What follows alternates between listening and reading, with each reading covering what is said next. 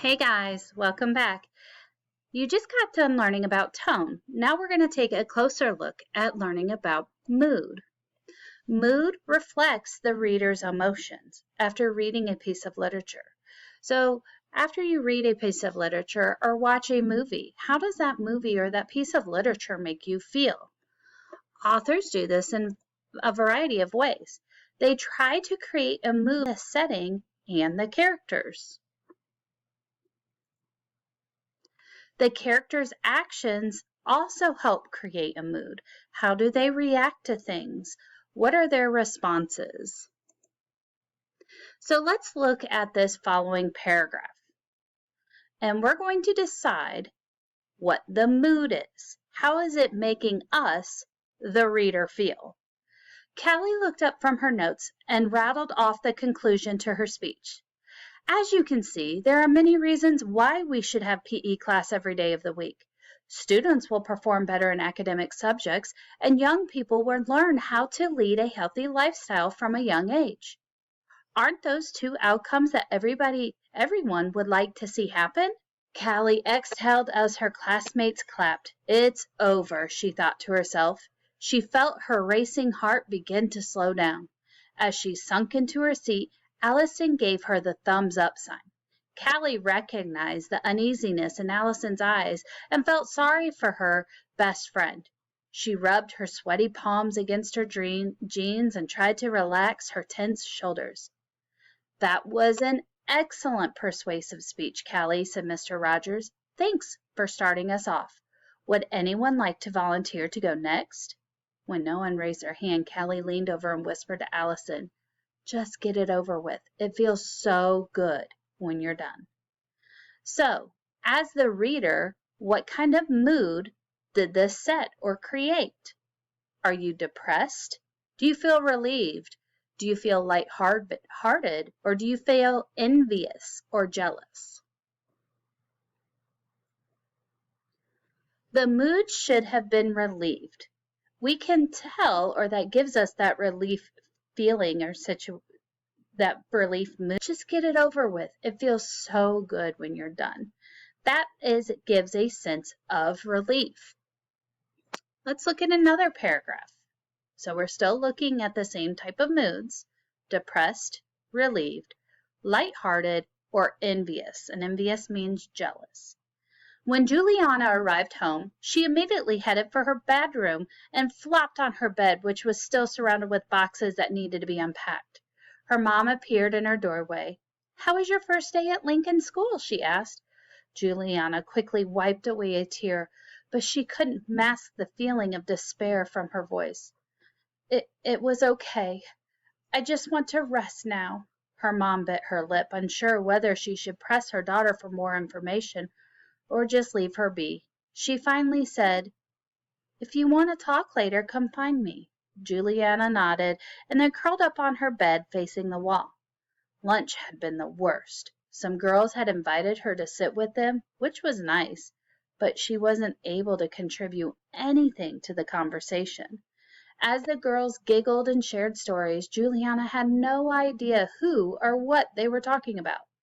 At that point, she had missed her old friends more than ever before. I'm never going to find any friends here like Lacey and Michaela. How does this, or what kind of mood does this create for you, the reader? Do you feel depressed after reading it? Relieved? Do you feel lighthearted and happy, or envious and jealous? Definitely depressed. She says, I'm never going to find any friends here like Lacey and Michaela.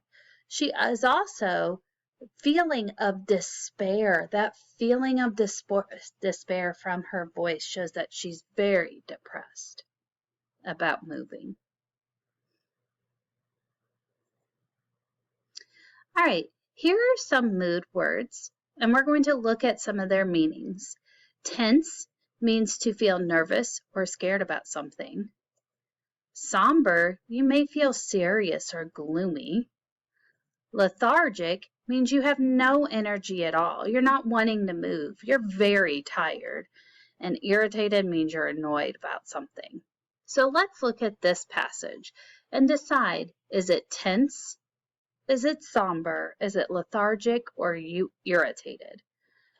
When Garrett left the hospital with his dad at 3 o'clock, the rain was coming down in sheets.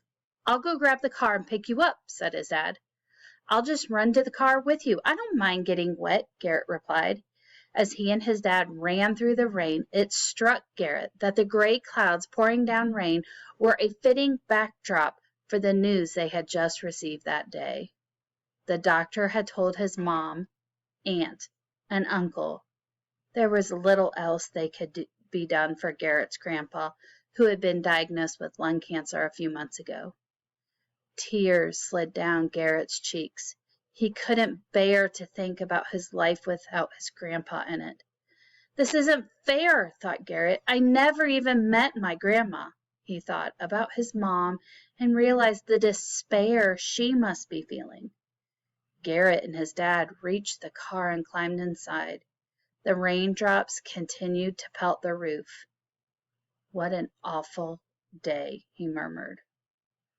As the reader, what kind of mood does that set? Do you feel tense or somber, lethargic or irritated? Definitely somber. What an awful day. Where he says the word despair is mentioned, the despair she must be feeling. The fact that his grandpa had been diagnosed with lung cancer a few months ago. Those are all somber things. All right, you're going to watch the next video, the Scope Toolkit, What's the Mood? In the eClass page. I have a link to it in the eClass page. After you get done with that, you are going to, let's look at,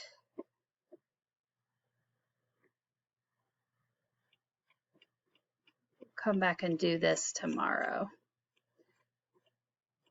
I want you to do the quizzes, and the code is 340640. This is also in the eClass page. Remember, tone is what the author is feeling, how the author feels about the subject. The mood is how it makes you, the reader, feel. Okay? All you have to do today for today's assignment is the quizzes. Good luck!